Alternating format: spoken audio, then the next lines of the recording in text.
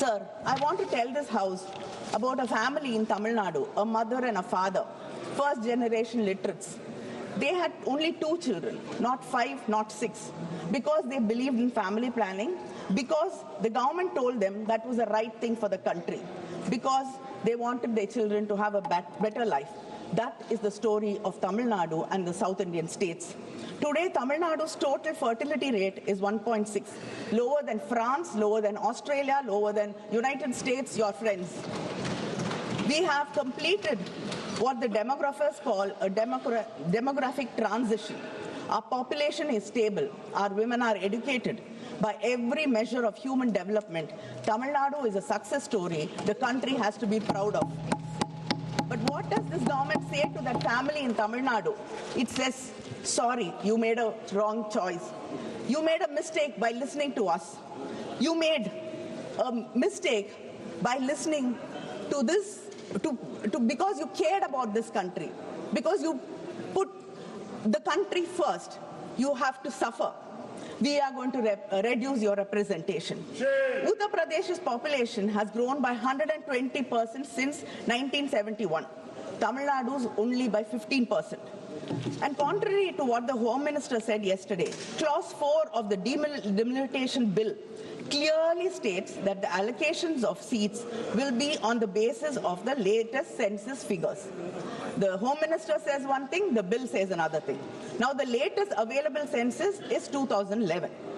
But again, according to the 2011 formula, UP gains 13 seats. Tamil Nadu loses 11 seats.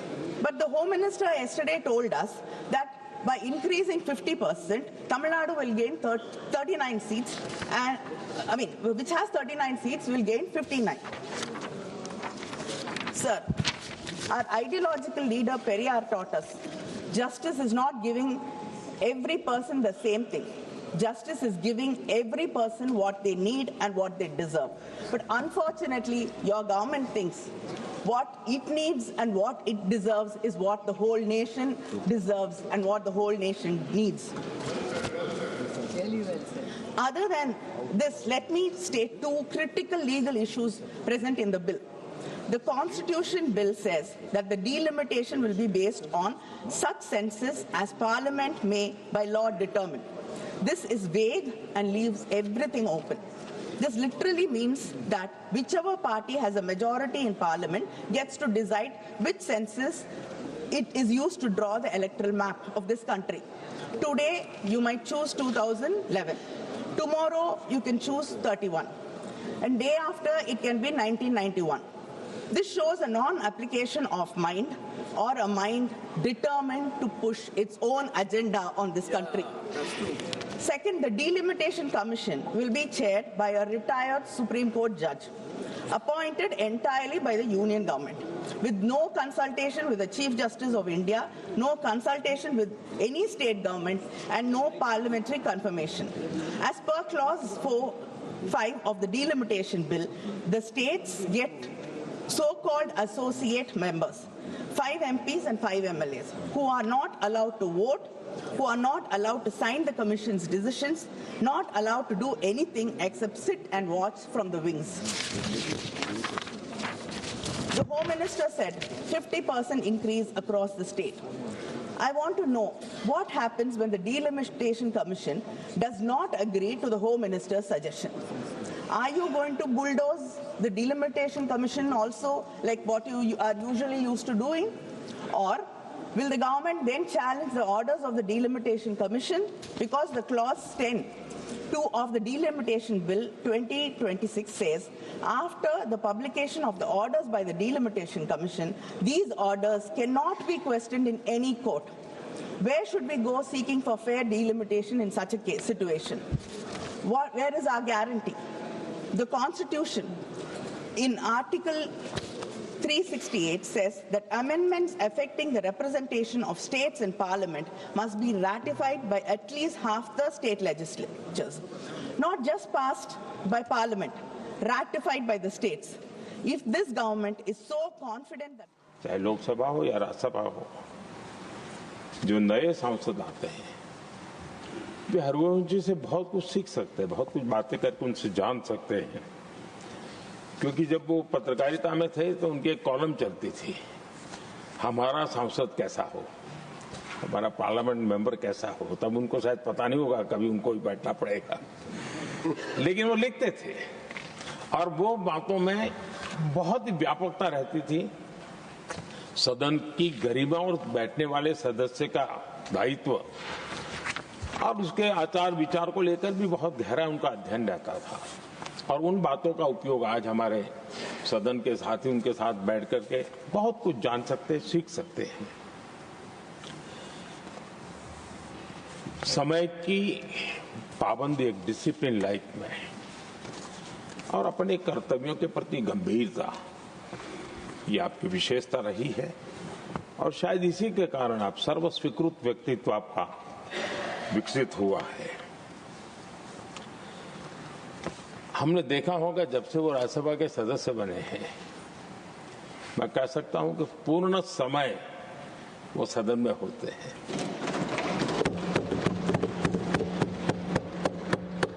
सभापति जी की अनुपस्थिति में सदन को संभालने का काम तो करते ही हैं, लेकिन to redraw the map of the Indian democracy. They postponed the census and now they are rewarding themselves with the old census. Sir, I really admire. You're the only government which can turn its failure into a political advantage. Look at when this special session has been called in the midst of election of 5 states. And to speak about timing, because timing is everything in politics. And the timing of this bill are so nakedly, breathtakingly political, I'm almost impressed by the audacity of it. The entire opposition asked you to hold this session after the elections. You ignored it. And yesterday you told us that giving women their rights, bringing these bills are of utmost urgency. You cannot even wait for 2 weeks. But you came to government in 2014. The entire opposition has been requesting you to bring the women's reservation bill. All the leaders in the opposition have written to you. Our leader, our Chief Minister M.K. Stalin has written to the Prime Minister saying that the bill should be passed. The DMK women's wing had a rally in Delhi asking for the bill to be passed. We've raised this issue thousands of times in Parliament. And for more than a decade, you did not see or understand the urgency. But today, you can't even wait for 2 weeks. And you want to believe us that you care about women's rights. Sir, this is not constitutional reform you're talking about. This is an electoral rescue strategy in these states because you are not going to do well in most of the states. The Constitution 106th Amendment Act of 2023, the Women's Reservation Act, was welcomed by most of the opposition parties here, and the DMK welcomed it. But we said it then, and we are saying it also now. Tying women's reservation bill to delimitation is a trap. It was designed so that you could never have one without the other, so that the BJP can say, if you oppose delimitation, then you're opposing women's rights. If you oppose the destruction of Tamil Nadu's representation, you are against women. The BJP is using women of India as a human shield for its electoral ambitions. The women of Tamil Nadu, who have the highest literacy rate in India, who have the highest female workforce participation in the country, who have fought and won in panchayats, corporation councils and state assemblies, those women will not allow their cause to be hijacked. They deserve, and the women of this country deserve reservation today in the existing 543 seats without waiting for anything else. And I ask the Honorable Home Minister, why can you not simply amend Article 334A to remove the delimitation precondition? Why can you not give women one-third reservation in the existing constituencies through rotation starting from 2029 election without delimitation. If you really care about women's representation, the path is clear and simple. Why do you refuse to take it? Sir, the women of this country have been starved of political power for decades, for centuries. There's a loaf of bread in front of us.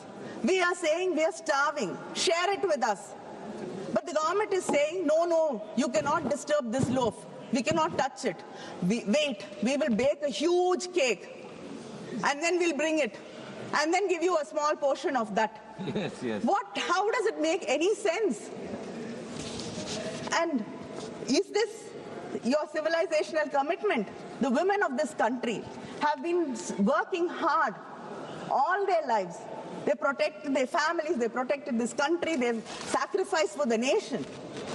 And yet, all their hard work goes unrecognized and not respected because you want to tie it with delimitation. Sir, my friends across the aisle will accuse me of creating fear. But the real dangers of this bill are that our Constitution and Article 368 requires 2/3 majority in Parliament to amend it. 2/3. That's not a small number. It was designed to ensure that no single region, no single language group, no single community could change the fundamental rules of India without broad consent from across this great nation. But what happens after this delimitation? Right now, in this House, we have 543 MPs. 2/3 majority is 362. Let us say the seats are increased to a maximum of 850 MPs as per the Home Minister's assurance, 50% increase across the states. Then the total number of seats would be around 816. Uttar Pradesh, Bihar, Madhya Pradesh, Rajasthan, Haryana, Uttarakhand, Chhattisgarh, Jharkhand, these states together will hold somewhere between 400 to 420 seats in an expanded 816-seat Lok Sabha. 2/3 threshold in an 816-seat House is 544 seats. Add the smaller BJP-aligned states like Gujarat, Himachal, or whatever, and the arithmetic becomes terrifyingly clear. The heartland can approach a constitutional amendment majority without a single vote from Tamil Nadu, Kerala, Karnataka, Punjab,